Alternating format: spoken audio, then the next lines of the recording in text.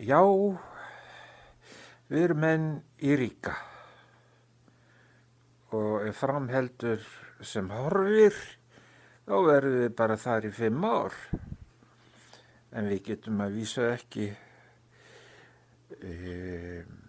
leikið öll þau verk sem ég hljóðritaði þar af íslensku bergi brotin. En hér koma 5. Þetta átti nú að vera geisladisku til heiðurs Þorkalli Sigur Björnssyni, mínum elskulega vin, og hollenskt fyrirtæki hafði tekið að sér að gefa hann út. En úr því varð ekki, en ég stóð við minn hlut og hljóðritaði 5 verk með hljómsveitinni Ríka og þau eru þessi. Fyrsta verkið hafði aldrei verið hljóðritað af Vigdís, og ég orðaði það nú bara þannig. Það er Opus 1 eftir Þorkel. Hann samdi það í Hamlin University og notabene Þorkel var sæmdur heiðursnafnbót heiðursdoktorsnafnbót í Hamlin, en hann var nokkið að halda því að lofti. Það hefði verið svolítið fyndið að heyra talað Þorkel sem doktor Þorkel Sigurbjörnsson. Hann kunni því ekki vel. Sýnir nú hvað hann var hógvær maður. Svo var það að númer 2 að ég hjálpaðist inn í Háteigskirkju og þar var Ortul Brunner Ævabach á litla orgeli sem var þar. Og það var svo faglega spilað að hans hálfu að ég snaraðist til Þorkels og spurði hvort það vildi ekki semja orgelkonsert fyrir íslensku hljómsveitina og Ortul Brunner. Þetta verk var hljóðrita líka í Ríka og það var lettneskur orgelleikari sem lék. Ég held hún hafi heitið Snæpe eða eitthvað í þá veru. Hún var organistu við Dómkirkjuna í Ríka. Og það var nú gaman að vinna með henni. Það var leikur einn. Þriðja verkið var Landnámsljóð sem var við texta Sigurðar Pálssonar, vinu minns, og var það jafnframt upphafið af fjöllistaverkinu Námum og þar var ljóðið frumflutt, síðan var tónverkið Þorkels leikið eftir og það var Kristján Jóhannsson sem söng það. Það var stútfull kirkja, Hallgrímskirkja. En í þessari upptöku er það Kolbeinn Ketilsson sem syngur tenorhlutverkið.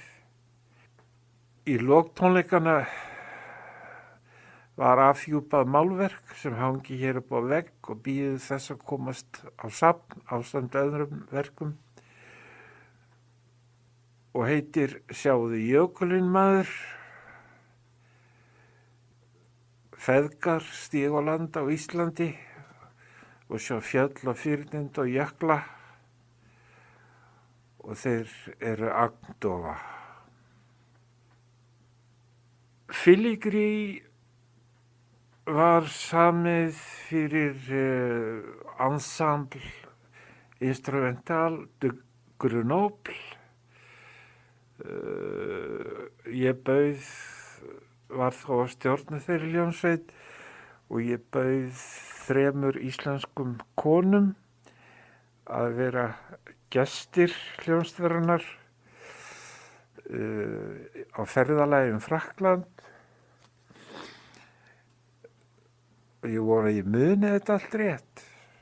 Ég sver þetta ekki sko, best að taka það fram. En það mun hafi verið Sigrún Eðvalls, Bryndís Halla og Elisabeth Våge, hörpuleikari. Og þetta svona filigree, getur útlagst sem víravirki eða eitthvað svona fínlegt sem konur eru fræga fyrir frá fornum fari, hannyrðir og verki ber það með sér. Það byrjar í mikilli ró, eins og maður sitji í baðstofu og konu sé að sinna hannyrðum. Fimmta og síðasta verki sem átti að vera á þessari hollensku geislaplötu var hvorki meira minni en Hornkonsert Þorkels, sem raunir alveg makalaust verk. Það var frumflutt á sínum tíma í Iblanski Otto og hérna heima held ég megi segja, frekar hann í Svíþjóð, og Þorkell var ekki alveg ánægður með það, svo ég bauð Iblanski að koma til Ríga helgi. Hann kom á laugardags eftirmiðdegi, hvíldi sig og var svo mættur klukkan 9 á sunnudagsmorgni í stúdíó Ríga og við hættum ekki fyrir, við vorum búin að gera þessum Hornkonsert sæmilisskil. Ég hefði viljað gera þetta betur, en Íb þurfti að komast heim til Svíþjóðar og spila í Filharmoníu hljómsveitinni þar, sænsku. Hann var fyrsti hotleikari þar, en mikið svakalega var gaman að hitta hann. Og það var hlegið alveg stanslaust, Þorkell, ég og Íb og hljómsveitin líka. Hann lék á Alls-Oddi og þegar hann loksins spilaði filnótu einhver staðar miðja vegu í upptökunni, þá stoppaði hann allt batterið og sagði, það er eitthvað að horninu mínu. Fór eitthvað að fikta í því og hann sagði, nú er þetta komið í lag, þú skulum byrja aftur þarna á síðasta stað. Að ég vona ég að það rétt með allar þessar upplýsingar, eins og alltaf áður þá er þetta bara minningar í djúpi mínu, og ég vona ég að það rétt með.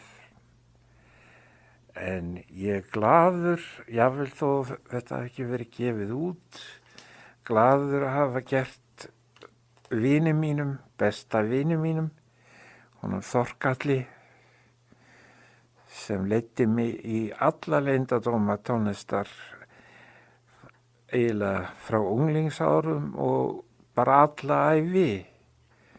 Síðasta sem við ræddum rétt áður en hann dó, var Liljuljóð, Liljukvæði. Hann stafaði það fyrir mig með miklum harðkvæðum, því ég átti það ekki á nótum. Og það segir nú eitthvað Þorkel.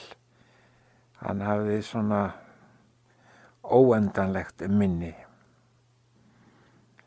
Ég læt hér staðinu mig, þó ég gæti haldið áfram lengi.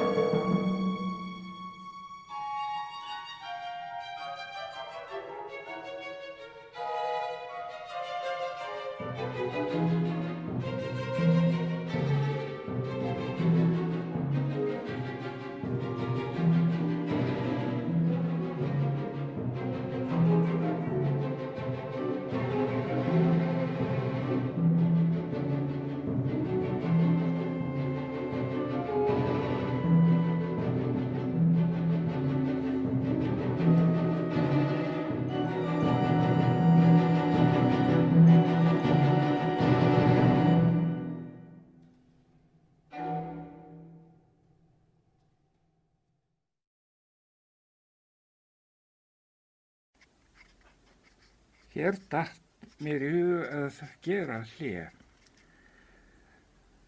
á tónverkum Þorkels. Þegar nú er komið að landnámsljóði sem að Sigurður Pálsson, vinur minn, orti fyrir mig 1987 og eina sem ég lagði til máluna var að það ljóði þetta tengjast landnáminu á hvern hátt sem skáldið kysi. Og útkoman var landnámsljóð, ægifagurt og einfalt í sniðum, en djúpt eiginlega ómælistjúft.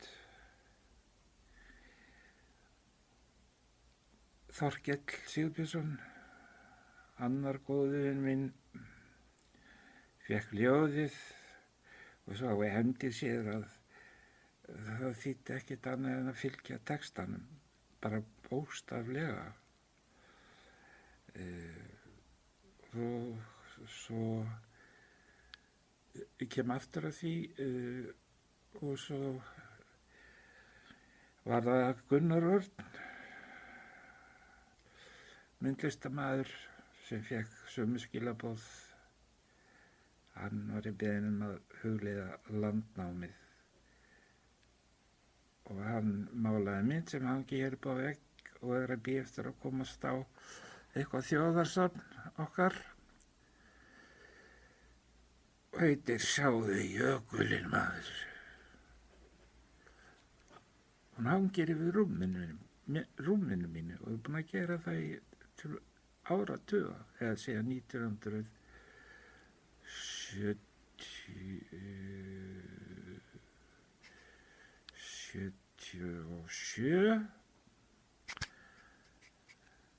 bara til þess að hún skemmtist ekki á okkur flakki. Og hér eru öll þessi námaverk í mínu húsi og fyrir nú svolítið mikið fyrir þeim að það nú svolítið að þræða gól til að rekast ekki í þau og skemma þau, en mér líður vel nálægt þessum verkum og ég kann þau orðið utan að. Ég sé þau fyrir mér. En snúum okkur aftur að ljóðun og Þorkalli. Hvernig hann sagði, eins og ég sagði, hann var að fylgja ljóðunu alveg og hann gerði það. Og skammaði síðan ekkert fyrir það sem tónskáld að vera bara svona númer 2, ekki númer 1, eins og sem tónskáld vilja alltaf vera. Hann stillir upp tenor fyrir framan kammersveit, strengja, blásara og slagvers.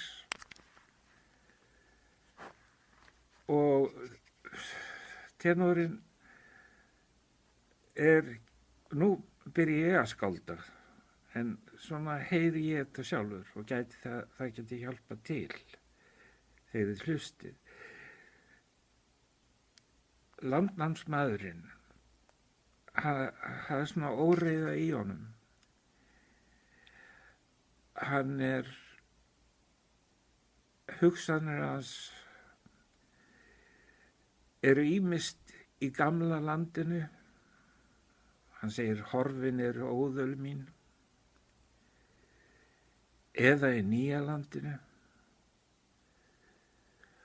og ég ætla nú að lesa nokkra upphafslínur, nokkra erinda,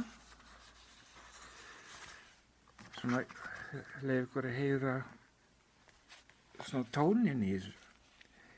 Hann byrja nú að þessu, landnámsmaðurinn.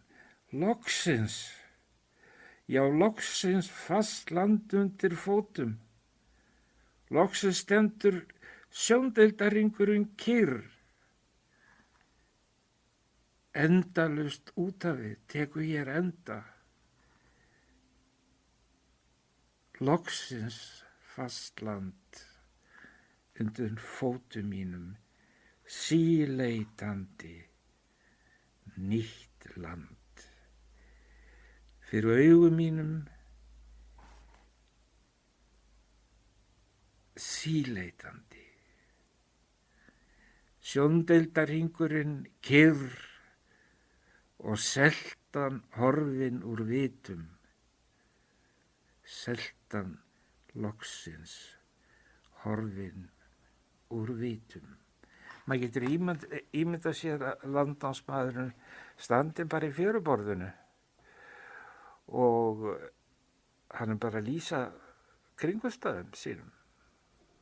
Sjóndeildarhringurinn hættur að vagga og það komið fast land undir fætur. Svona þetta ljóð augljóst í gegn, en svo gler, það er að horfa í gegnum það, en samt er það undurfagurt. Svo kemur hvert erindið á fætur öðru og það sem að þau skiptast á, þessi fremur háværu upprópanir, eins og loksins, loksins, eða þá dapurlegar hugsanum horfin óðöl. Og svo kemur þriðja elementið sem ég reyndast hef aldrei skilið og hef spurt marga en ekki fengið eins svör, ekki heldur í orðabókum. Hann talar mærina dökkeygðu sem leikur á hörpu og það virðist vera svona, hún virðist eiginlega vera tímalaus. Hún er með í upphafi, á undan, á meðan á þessu stendur, þessum flutningi og endar, verkið endar á að hann ákallar þessa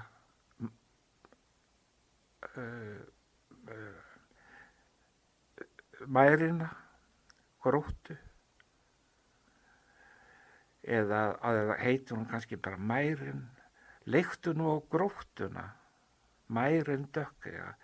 Ég næ þessu ekki alveg, en það geti kannski einhver frætt með það og okkur öll.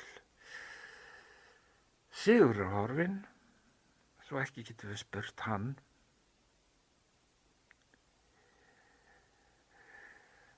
Og eins og ég segi, Þorkell setur tenorinn og ljóðið í algjöran forgrunn og hljómsveitin tiplar á tánum á bakvið þennan texta til að undirstrika hann og skapa stemningu.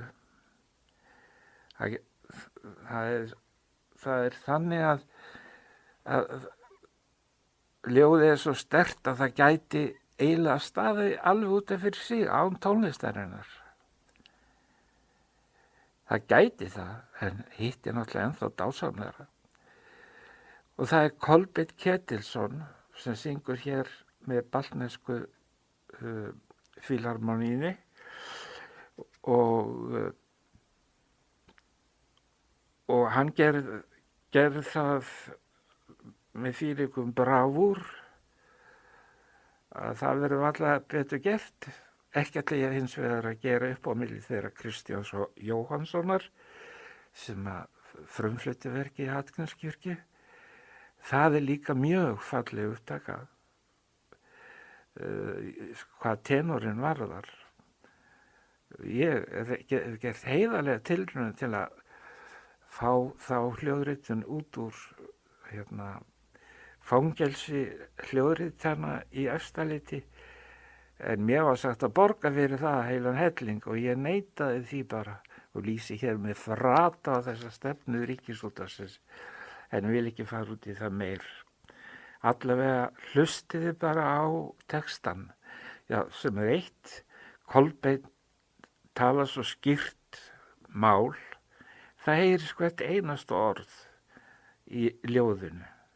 Svo þið getið fylgst með ljóðinu alveg frá upphafi til enda. Nú ætla ég að ljúka þessu svona, þetta er ekki inngangur, þetta er bara svona smá hugvekja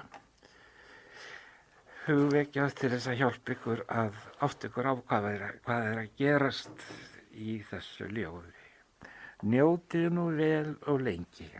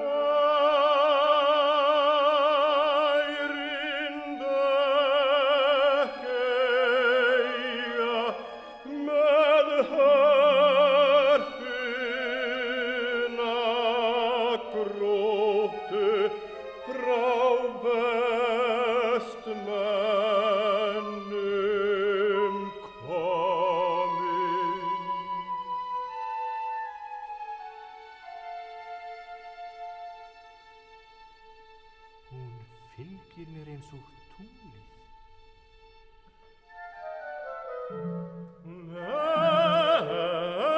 Leiktu á harpuna, leiktu nýjan söng, leiktu á harpuna, leiktu nýjan söng á strengi.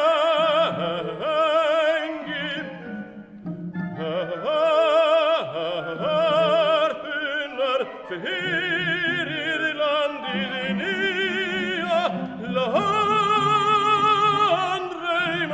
minna og þína.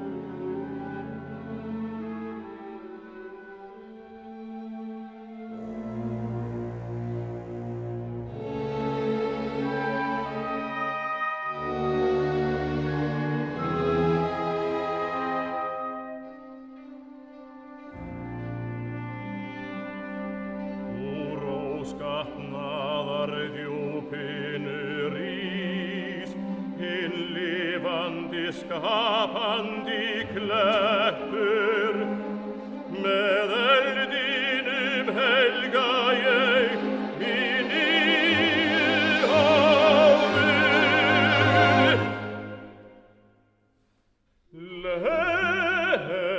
Leiktu nú grótuna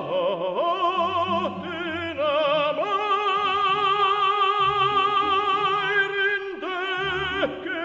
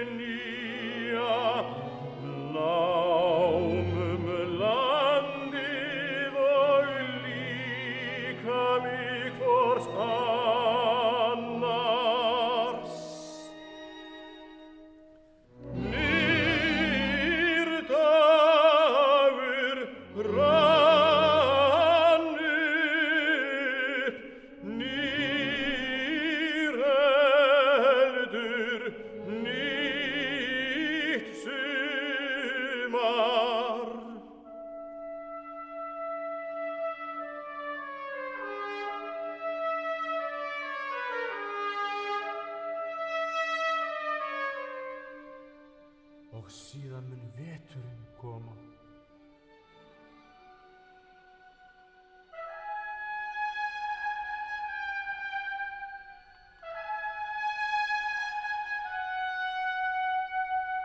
Og höggva okkur í eldinn.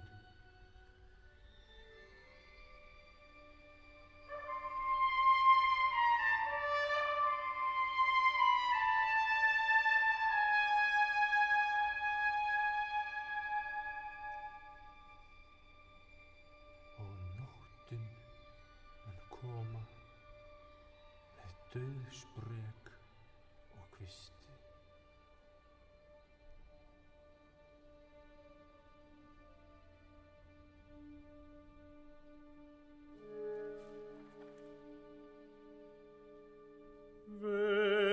Veturinn og nóttin koma og höggva okkur í